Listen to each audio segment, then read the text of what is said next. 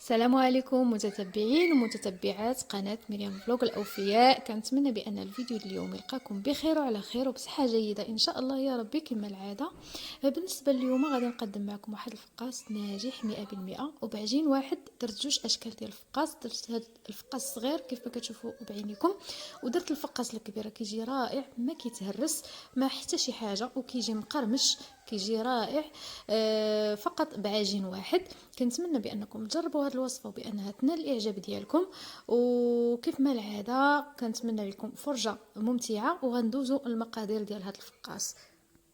وبالنسبه للمكونات ديال هذا الفقاس غادي نحتاجوا 6 ديال البيضات، زلافه ديال سنيده نحاول تكون الحبه ديالها شويه رقيقه، زلافه ديال الزيت، غادي نحتاجوا نص كاس ديال ماء الزهر، وغادي نحتاجوا شويه ديال الملحه، غادي نحتاجوا خماره فاني، كاس ديال الزنجلان، جوج معلقات ديال حبه حلاوه، وجوج معلقات ديال النافع، والدقيق على حسب الخليط. هادو هما المكونات اللي غادي نحتاجوا لهاد الفقاس ديالنا، ونبداو على بركه الله.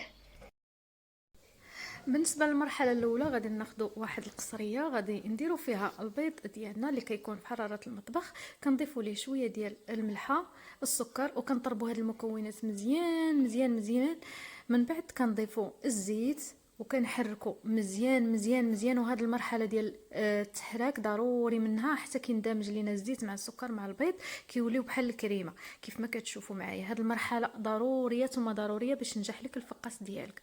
من بعد كنضيفوا واحد الساشي ديال الفاني منسم، وكنضيفوا الزنجلان اللي حمرته واحد شويه، وكنضيفوا ماء الزهر. ماء الزهر ضروري منه لانه كيعطي واحد القرمشه وواحد المذاق رائع. كنضيفوا حبه حلاوه، وكنضيفوا النافع اللي ما حمرتهم ما والو، خليتهم بحال هكاك، وكنحركوا مزيان هاد المكونات كيف ما كتشوفوا معايا حتى كيدخلوا المقادير في بعضياتهم. ومن بعد كنضيف الدقيق تدريجيا شويه بشويه حتى كنحصل على العجينه اللي بغيت. كنغربلو بطبيعه الحال، هاد المرحله ضروريه في اي حلوه انك كتغربلي الدقيق ديالك. من بعد كنضيف الخمارات اللي كتشوفوا معايا حتى هي كنغربلها باش لا كانت شي تكتلات ما كتبقاش معنا في الحلوه ديالنا. وكنخلطوا بهذه الطريقه اللي كتشوفوا معايا غير بشويه. الحلوه كتبغي الخاطر، ولكن راه كيجي هذا الفقاس البنات روعه روعه في المذاق، كيجي رائع. كنتمنى بانكم تجربوه. كنستمر بهذه الطريقه اللي كتشوفوا معايا حتى كنحصل على العجينه اللي بغيت انا. وبالنسبه للعجينه ما كنعجنوش قاصح، لا كنخليوه شويه مرخوف. ضروري وضروري من هاد المرحله انكم الفقاس ديالكم ما تديروهش قاصح. من بعد ما كنحصل على العجينه اللي كتشوفوا بهذه الطريقه، خديت سميتو خديت العجين ديالي، درت لها حريبلات كيف ما كتشوفوا بهذه الطريقه، حربلتهم بهذه الطريقه. بالنسبه لهذا الفقاس الكبير انا درت جوج اشكال ديال الفقاس، وبالنسبه للفقيقسات الصغارين انا حربلتهم حريبلات صغارين كيف ما كتشوفوا بهذه الطريقه، وكنديرهم في المول ديال الفران وكنتقبهم واحد شويه كيف ما غتشوفوا معايا في الفيديو. ضروري بهذه الطريقه ما كيطرطقش لك الفقاس وكيجي زوين الشكل ديالو وفي المذاق. كيلقى من كيتنفس من كيدخل الفران ما كيطرطقش. وهاد بزاف البنات راه الفقاس كينجح ليهم ولكن كيطرطق، كيجي المنظر ديالو من الوجه ديالو كيجي خايب. المذاق كيجي زوين ولكن الشكل ديالو ما كيجيش زوين. كيف ما كتشوفوا معايا انا من هاد الفقاس خرجت منه جوج الاشكال وغير بالمقادير اللي شفتوا. الا وصلتوا معايا حتى لهنا ما تنساوش جيم وشي كومونتير كتحفيز، وتشاركوا القناه ديالي مع الاحباب ديالكم هكذا باش تعم الفائده وتكبر القناه ديالنا. كيف ما كتشوفوا انا تكيت بواحد سميتو العويد هاد الفقاس ديالي الصغير والكبير حتى هو كيف ما غتشوفوا معايا دخلته للفران. هنا بالنسبه للدهن ديال الفقاس الكبير انا درت غير شكلاط المر والماء، لاني انا من اكره الاشياء على قلبي هي البيض وزفوريات البيض، فانا اختاريت هاد الطريقه. درت غير الماء وكولاكاو. تكيت الفقاس ديالي بهذه الطريقه اللي كتشوفوا كيف ما قلت لكم. علاش؟ باش الفقاس ديالك ما يطرطقش. وكتدهني الفقاس ديالك بهذا الخليط اللي هو كولاكاو والماء تقدروا ديروا صفر البيض نتوما الا بغيتوا، هذاك ماشي اشكال، تقدروا دهنوا باش ما بغيتوا، هذاك الشيء كيبقى اختياري. ومن بعد ما كندهن الفقاس ديالي انا كما غتشوفوا غادي نزوقو من الوجه ديالو بواحد الفرشات. راه كاع البنات كيعرفوا هاد الطريقه المعتمده في كاع الفقاس، انك كتزوقي بفرشات كتعطي الفقاس ديالك واحد المنظر زوين، كيجي زوين. وكندخلوا الفقاس ديالنا الفران، كيكون العافيه ديالو مهيله مهيله مهيله بزاف، بحال اللي كطيبي الكيكه. وهاد النقطه مهمه جدا جدا في نجاح الفقاس ديالك، يعني الفقاس على نار مهيله مره حتى كيطيب على الخاطر ديالو. من بعد ما خرجت الفقيقسات الصغارين كيف ما كتشوفوا ما كتخليهمش يطيبوا بزاف، وخرجت حتى الفقاس الكبير. شوفوا كي جا ما شاء الله غزال، ما طرطق ما حتى شي حاجه، راه النتيجه قدامكم قدام عينيكم. هنا خديت هذا الفقاس، خديت واحد منديل فزقته بالماء، خليته فقط 5 دقائق، غير هذيك كترجع عليه داك باش كيرجع شويه هشيش. 5 دقائق خليته ما فتش معاه، غير بيد ما قطعت هذا الفقاس رجعت للفقاس الاخر قطعته حتى هو. يعني ما كتبقايش عاد كتفكري انني خاصني نخلي واحد المده طويله. الفقاس عندك ساعات المكانه ساعه ونص تكوني ساليتي منه كامل وجمعتي وطويتي.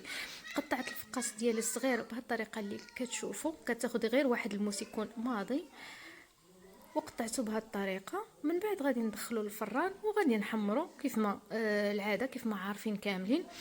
شوفوا بالنسبه لي البنات، انا باش كطيبوا الفقاس نص طيبه بهذه الطريقه، هذا الفقاس الصغير عاد كطيبوه كيجي المنظر ديالو زوين، الشكل ديالو زوين، وكيجي حتى مقرمش، احسن من الطريقه ديال انكم كتقطعوه هو خضر وكطيبوه كيجي الشكل ديالو ماشي زوين. كيف ما كتشوفوا معايا انا هانتي ما تقرد ما حتى شي حاجه. كندخلوا الفران كيتحمر، ورجعت كيف ما قلت لكم غير ساليت تقطع الفقاس الصغير، رجعت الفقاس الكبير قطعته، ما خداش معايا 5 دقائق. وانتم غتشوفوا على عينيكم انه ما كيتكسرش ابدا، وتبارك الله ما مطرطق ما حتى شي حاجه، راه الشكل ديالو قدام عينيكم.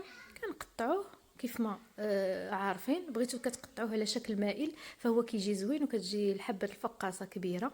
بغيتو تقطعوه بشكل عادي اللي كنعرفوها كاملين فتقدروا تقطعوه عادي ماشي مائل. هذا كيبقى على حسب نتوما شنو بغيتو، على حسب واش بغيتو الفقاصه ديالكم كبيره ولا تجي غير صغيره، هذا كيبقى على حسب الذوق ديال كل واحد. انا قطعته مائل كيف ما كتشوفوا، راه سهل سهل سهل جدا.